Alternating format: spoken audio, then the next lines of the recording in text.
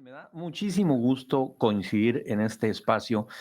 Al fin, ya habíamos platicado telefónicamente, somos amigos de hace, híjole, ¿para qué digo la edad? Porque luego, pero bueno, no menos de 20 años. También maestro, no solo amigos. Además, maestro, un gran maestro. Hay mucho que aprender de Rubén. Fue maestro en el posgrado, por supuesto, en la maestría. A ver, ¿quién podía dar mejor la clase de comunicación de gobierno que el doctor Rubén Aguilar? Rubén, pues ¿para qué te presento? Pues si eres de los que, citando el clásico, cuando te toman la foto con el Papa, ¿quién es el señor de la gorrita que está a un lado de Rubén Aguilar? ¿No? ¿Quién es? Jaque mate al crimen organizado. Eso te trae a Sonora, entre otras cosas. Ayer estuviste con un grupo de estudiantes de la universidad también. A ver, jaque mate al crimen organizado. Yo entiendo que cuando uno hace un libro, pues aquí está también Hermes Cenicero, que nos hace el favor de acompañar al doctor Aguilar, pues el título es fundamental, pues porque es el principal acercamiento para la venta. A mí me parece muy pretencioso o muy presuntuoso decir que se le puede hacer esa jugada maestra del ajedrez al crimen organizado, cuando generalmente es al revés. Siempre el crimen organizado tiene en jaque a las autoridades. A ver, ¿qué pasó? Primero, mil gracias por estar acá. Buen día a los dos. Buen día a quienes nos están escuchando. Pues como suele pasar en estos casos, la propuesta de título era distinta a la que habíamos hecho Rubén Moreira y yo, y quien nos hizo esta propuesta de título fue la editorial que propuso jaque al crimen organizado. Y entonces a mí, en discusión con la editorial, dije, ¿y por qué no le ponemos mate? No solo jaque, sino jaque mate para que esté más fuerte. Para que esté más fuerte. Y entonces pues quedó así. Y yo podría decir que, aunque pueda parecer extraño o incluso rarísimo, pues en el caso particular de Coahuila, con la estrategia que diseñó e implementó Rubén Moreira cuando fue gobernador del estado, se le dio jaque mate al crimen organizado en Coahuila. En Coahuila. ¿Y qué quiere decir jaque mate al crimen organizado en Coahuila?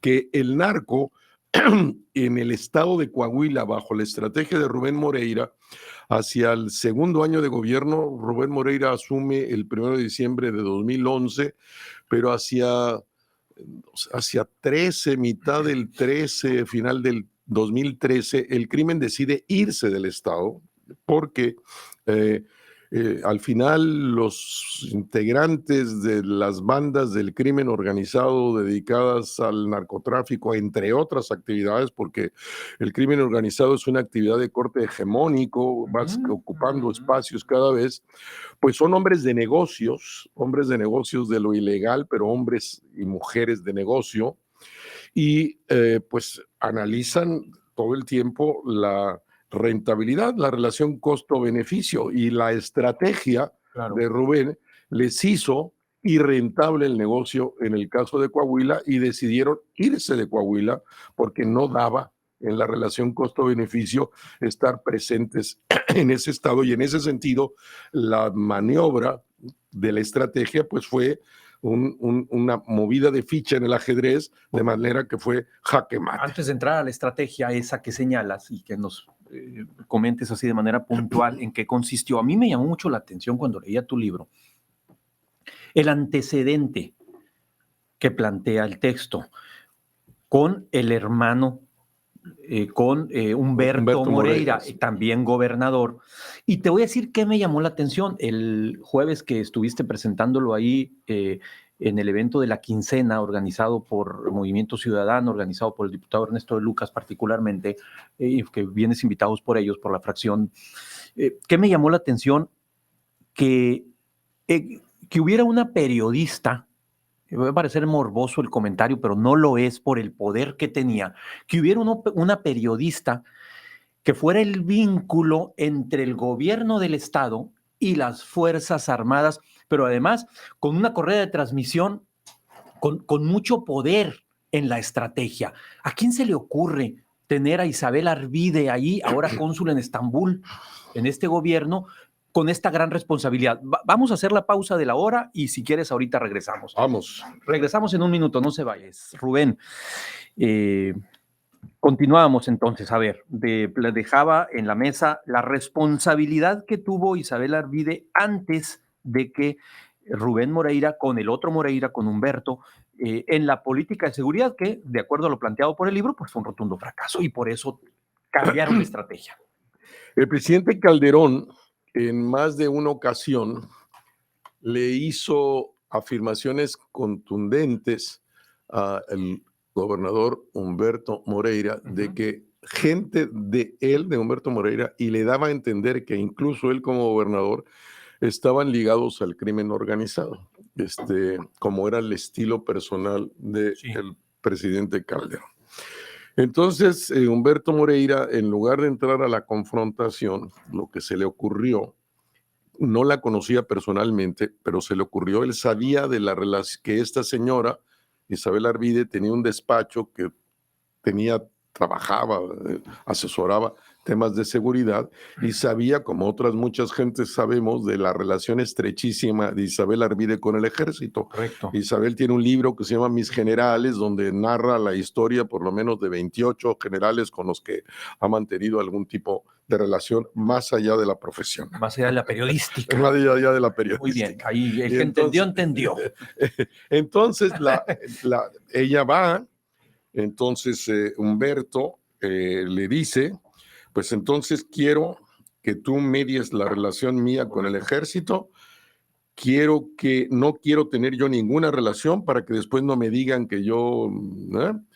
Entonces, y que el ejército se haga cargo de la seguridad de Coahuila, porque esa, en la lógica de Humberto, era la manera de demostrarle a Calderón que él no tenía nada que ver con el narco, de tal manera que podía el propio ejército venir a Coahuila y hacerse cargo de toda la estructura de seguridad. Entonces, Isabel media con el general Galván, el general secretario en aquel momento, y al general le resulta muy atractivo que le ofertan esta posibilidad de que un gobernador va a financiar al ejército para que se haga cargo de la seguridad en el estado de Coahuila en particular. Entonces, el capítulo 1 cuenta cómo se da de este libro esa relación. Isabel entonces acuerda con el secretario de la Defensa y se acuerda entonces primero que el jefe de la policía en el estado, que el jefe del sistema carcelario en el estado, que los responsables de la seguridad en las principales 12, 14 municipalidades del estado van a quedar a cargo del ejército en directo con un general en retiro. Hubo uno o dos, creo que el jefe de la policía estaba en activo, pero fue retirado para que ya se hiciera cargo, pues con una 150,000 pesos de salario mensual, con 50,000 pesos para cuestiones de apoyo, 300 y pico de soldados en activo para hacer la seguridad de estos generales en esas ciudades, independiente que uno fue asesinado por el narco en Piedras Negras, a pesar de todo este aparato, y comienza pues estos generales dan cuenta a las zonas militares y a la región militar, y Humberto no se mete en nada, nunca los ve, y la acción de Isabel Arvide es la mediación de corte estrictamente administrativo, no estratégico. Claro. Una vez que se desarrolla todo el operativo, entonces ella, el que iba con el secretario de Finanzas, a ver, hay que ver como que no le está llegando el dinero, que no sé qué, que ese tipo de cosas, ¿no? O sea, y pues Isabel, con una enorme franqueza, que agradezco muchísimo de esas entrevistas que tuve con ella en Ciudad de México, pues me pasa documentos que vienen aquí citados en el texto. Ese punto es importante. O sea, parte de tu trabajo en la coautoría con Rubén Moreira fue platicar con una serie de actores. Conversaste también con Isabel. Sí, clarísimo, muy largo y tendido, y ella, insisto, fue muy generosa. me pasa la correspondencia que tiene con el general Galván, aquí vienen algunas citas de estas cartas, y luego me pasa documentos que ella desde su despacho había hecho para tratar de explicar el fracaso de la primera experiencia de militarización de la seguridad pública en México, que fue 2008, 2009, 2010, voy muy para atrás, mucho más antes de la militarización y particular con este gobierno, que ya comienza con Calderón, sigue con Peña Nieto y se radicaliza. Desde Ávila Camacho, el ejército mexicano nunca había tenido ese protagonismo hasta este gobierno, ¿no? Ahora bien, Rubén, hablabas tú de una serie de estrategias, así de manera muy puntual, porque sí me gustaría también entrarle a otros temas de la coyuntura que como podrás imaginar, abundan. A ver, de manera muy puntual, ¿qué hicieron para combatir el crimen organizado? Bueno, entonces, cuando el subtítulo del libro se llama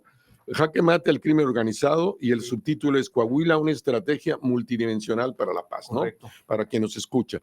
Entonces, son dos elementos que integran la estrategia multidimensional. Uno, que no es posible enfrentar al crimen organizado y ganar la disputa del crimen organizado si el gobernador o la gobernadora del estado no se convierten en el líder del proceso.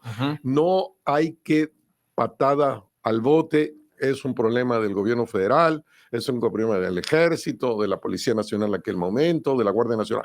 Eso es apostar por nunca solucionar el problema. Si el gobernador no lo convierte en su tema, en la lógica de cómo devuelves la seguridad a un estado que ya lo perdió, como en el caso de Coahuila. Coahuila, cuando lo asume Rubén, tenía 44, 45 homicidios por 100,000 habitantes, solo para que nos escucha. Sonora trae 80 homicidios por 100,000 habitantes, Zacatecas trae como 100. Entonces, para Rubén era gravísimo 44. Yo no entiendo cómo para este gobierno en Sonora no debe ser gravísimo que sea 80 de los estados más violentos de México, con una de las 10 ciudades más violentas del mundo, que es Ciudad Obregón. Bueno, entonces... Y con el reconocimiento tácito de ayer, de antier, del presidente, decir, tenemos problemas en Guaymas, en Obregón, en Caborca, el propio presidente. Bueno, entonces, primero, si el gobernador no lo hace, no hay cómo. Segundo, en ese marco, el tema es la paz. A veces confundimos seguridad y paz. No, el bien público número uno al que está obligado el Estado es la paz, porque solo en la paz hay condiciones de la vida plena de la sociedad, de los individuos, de las familias, de la comunidad. Y la seguridad es un instrumento de la paz, pero el propósito no es la seguridad, el propósito es la paz como bien público fundamental. Entonces, bueno, eso primero. Y luego, pues una estrategia multidimensional, no apostar a un tema. La estrategia multidimensional en el caso de Coahuila tiene 15 elementos, la estrategia. Hay un capítulo que da cuenta qué quiere decir cada una de esas estrategias y luego después en otros capítulos el desarrollo de cómo ocurrieron las tales cosas, las tales estrategias.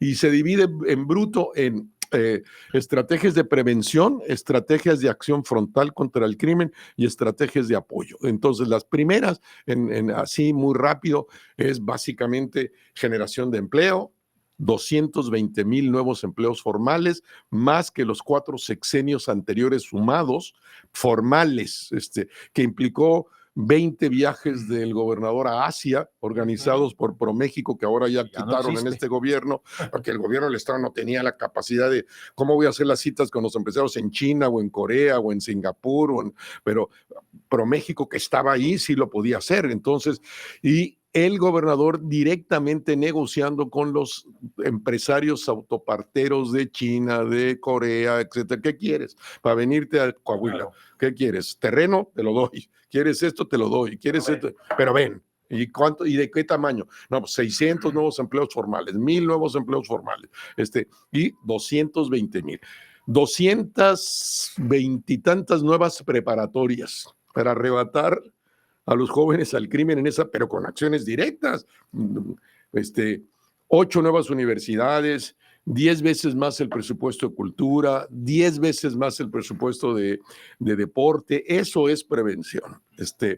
Luego, acción frontal contra el crimen, pues sabiendo que si es tu responsabilidad, requieres una fuerza de élite, en ese sentido una policía especializada en combatir al crimen, en este caso 350 efectivos extraordinariamente bien equipados, formados en cuarteles, no en su casa, para poder y pues distinguir muy bien qué es un policía de proximidad, qué es un policía de tránsito, qué es un policía y qué es un GAFE, que serán estas fuerzas especializadas, que Coahuila es de los estados del país con menos policías por habitante, pero con más capacitación, más equipamiento, cursos permanentes de actualización, etcétera.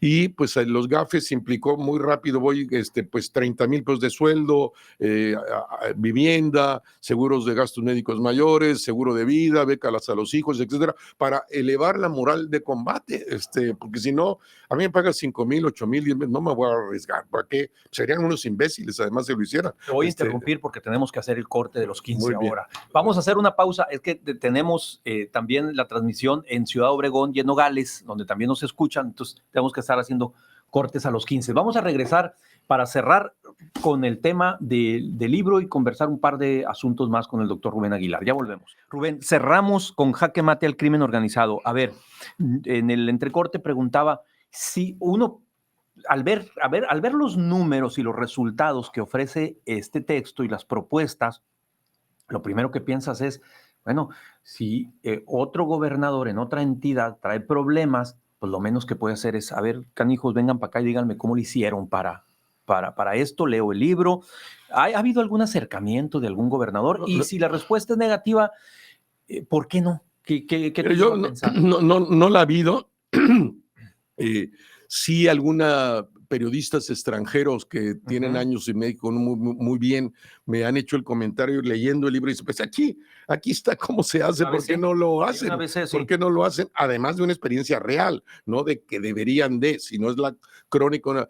Yo pienso que hay 3 razones en lo particular, desde porque hay un grupo de gobernadores que están en el gobierno con el apoyo del narcotráfico, eso es muy evidente. Ya las fuerzas de oposición hicieron una serie de gobernadores actuales de Morena. Actuales de Morena en particular, y esto como la oposición hizo aquella reunión donde llevó pruebas a Estados Unidos, en particular a la OEA, para hacer una demanda pues ya sabemos el encarcelamiento de la estructura ejecutiva del PRI en Sinaloa por el narco una semana y no pasó nada y siguió la elección como si no pasara nada. Pero bueno, hay una serie de gobernadores que hoy están en el poder en relación, en alianza con el narcotráfico, pues no van a hacer nada. Hay una serie de gobernadores que que van a seguir bateando el bote, que sea del gobierno federal, porque no quieren entrarle al tema, porque les parece muy conflictivo, porque están allí por otras razones, no por el bien público, sino el bien personal, diría. Tercero, porque hay gente que es muy miedosa, que no está dispuesta a pagar los costos que implica meterse en serio a transformar la vida pública y para eso no están ahí y así no se construyeron como políticos, sino eso es como llegar como una aspiración a ser gobernador para llegar como al último, pero no están dispuestos a hacer más. En ese sentido, pienso pues que no lo van a hacer, ¿no? O sea, y quisiera nomás terminar esta parte ya para que nos vayamos a lo otro que quieres, que es un elemento sustantivo y central del éxito de la estrategia para poder hablar de jaque mate, pues fue que la investigación que se hace es de qué se financia el narco en el caso particular de Coahuila. Todos los que trabajamos el tema, el prólogo es de Jorge Castañeda, ahora está en París dando un curso en la Escuela de Ciencia Política, donde él la Sorbona. ¿Dónde está la Sorbona? Donde él se doctoró en la Expo, sí. Hablé ayer o antier con él.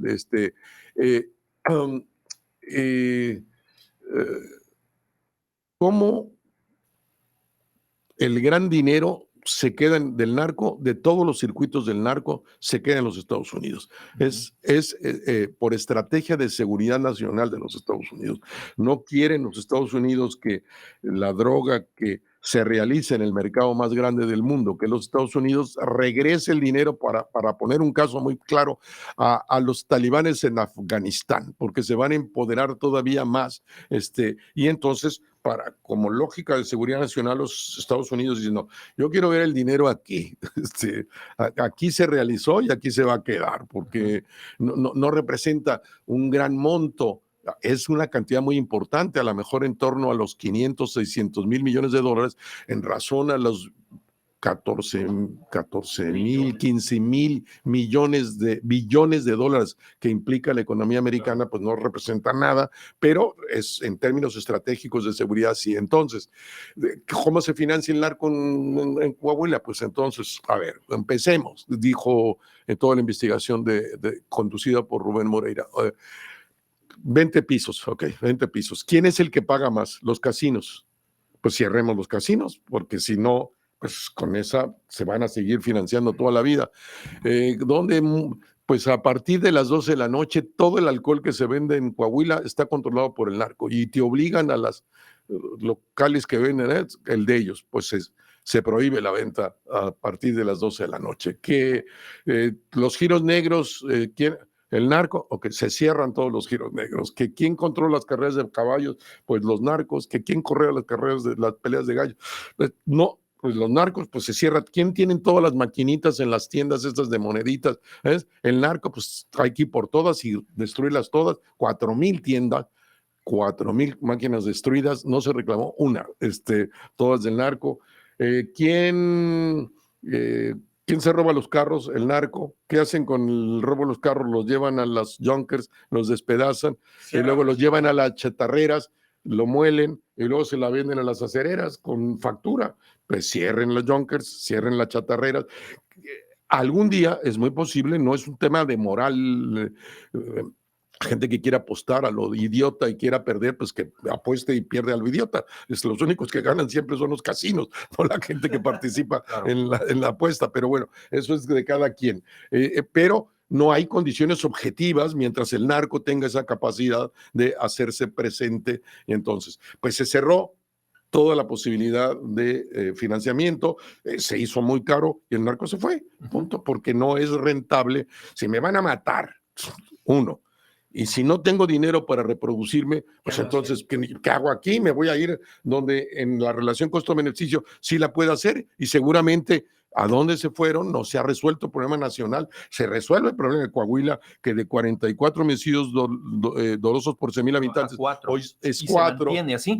Y no, siguió bajando de cuando, y ahora Yucatán tiene 2 homicidios por 100,000 habitantes, el más bajo de México. Es una cuestión histórica por el lugar donde está. Estados Unidos trae 6.7, frontera con Coahuila.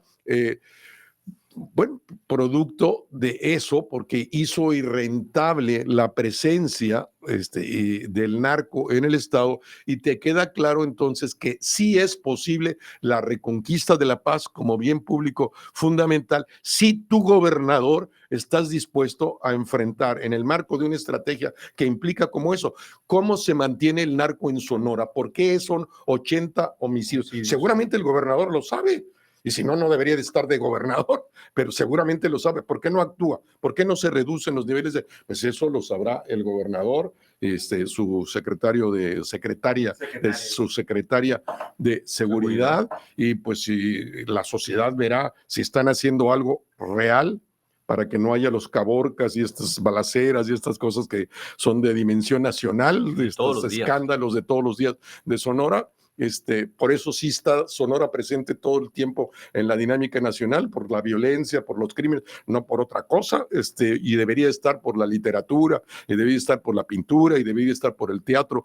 Por cierto, ayer estuve con Sergio Magaña en la obra que está presentando Sergio Galindo, dirigida por Oscar, su hijo, Pablo, su hijo, y ahí estuvimos platicando Hermes y yo con él, y vimos la obra. Esas son las cosas por las cuales Sonora, por Antares, por la danza, por estas cosas. El libro es de Planeta y está en cualquier librería, supongo. Pues aquí en Hermosillo ahorita está en del noreste. Noroeste. está seguro que está allí, llegó a la Lavandería del Noreste, está con Muy seguridad. Bien. Tenemos 5 minutos, hay muchos temas de coyuntura, creo yo, salvo su mejor opinión, uno de los más importantes, si es que no el más importante, es el que generó bastante conversación y revuelo ayer en la tarde, sobre todo en redes, con esta decisión de la Suprema Corte de hacer la suspensión del Plan B, que no es del segundo paquete de reformas, que de alguna manera pues ya deja sin la posibilidad de operar ese que parecía un capricho del presidente en el próximo proceso electoral. Sí, es absolutamente ilegal, anticonstitucional toda la reforma votada por mayoría de Morena.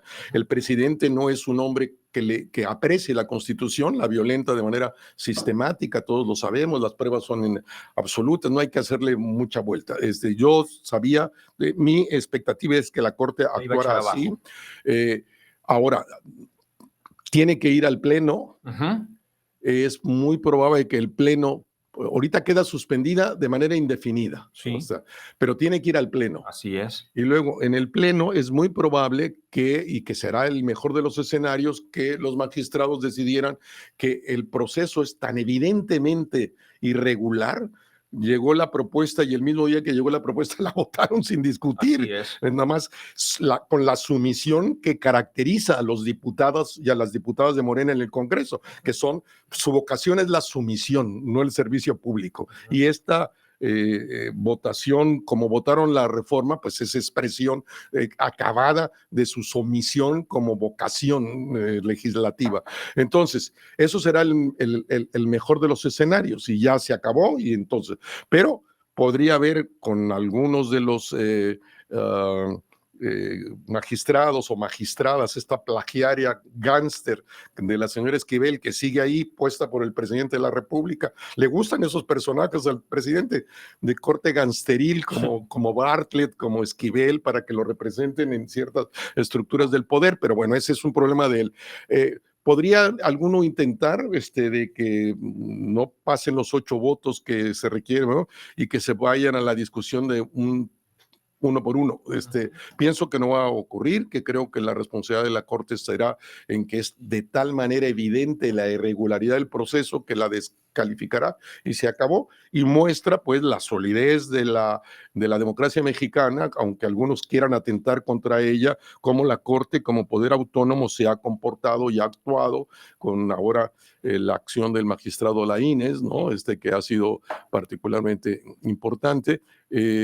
Y bueno, pues pienso que seguirá el INE, que es tan fuerte, tan reconocido a nivel internacional, solo descalificado por un hombre que está en la presidencia de la República porque hay un INE. Claro. Si no hubiera habido un INE en su vida, hubiera llegado. Porque hay una institución que cuenta los votos y está ahí, y él debería ser el primero en defenderla, pero como él es un viejo priista, quisiera que el Instituto Electoral lo controlara la Secretaría de Gobernación, que no tuviera autonomía, que lo controlara el Poder Ejecutivo. El presidente es un hombre extraordinariamente conservador, incluso en muchas posiciones absolutamente reaccionario, en temas como la comunidad de gay, como el movimiento feminista, como el movimiento ecologista, como la democracia, como la libertad de expresión. Pues todos los días tenemos 4 años viendo cómo le sale del alma el viejo PRI de Echeverría, el cual es un remedo y mal remedo. Muy bien. Híjole, muchísimos temas, pero yo te quiero agradecer, Rubén, nos alcanzó lamentablemente el tiempo, ya tenemos la visita, la presencia de Lourdes Encinas y de Yaneta Rizón para entrar a la mesa de mujeres, ya les comimos incluso unos minutos. ¿Dónde te podemos seguir? ¿Dónde te podemos leer? ¿Eres activo escribiendo en...? Pues a ver, pues estoy en Animal Político, publico lunes, miércoles y viernes análisis político, y sábado y domingo, los sábados reseña de cine y los domingos reseña de libros. Los lunes publico además en El Imparcial, igual los viernes en El Imparcial, publico en la revista Desde la Fe de la Arquidiócesis de México los lunes, los jueves publico en la revista Etcétera, en particular temas de comunicación política, y una vez al mes publico en la revista Nexos un ensayo de 6, 8 cuartillas sobre temas, trato que sean en general de comunicación, que es mi especialidad de comunicación política, pero a veces se tocan otros temas. Y aquí también en Sonora, también aquí lo puede leer en el portal de Sergio Valle, que también colabora. También, ayer estuve con él con Sergio Valle, sí, y otras media docena de portales de diversos. Muy activo en Twitter como Rubén Aguilar. Como Rubén Aguilar en Twitter, sí. Muchas gracias, Rubén. A ti, Jesús, muchas gracias a los dos. Espero que nos dejes seguirte molestando para seguir conversando de tantos temas. Muchísimo gusto, con muchísimo. Y ahora que veas a Moisés, me lo saludas. Sí, por supuesto. Ya el otro sábado estará acá. Está bien. Gracias. Vamos a hacer un puentecito.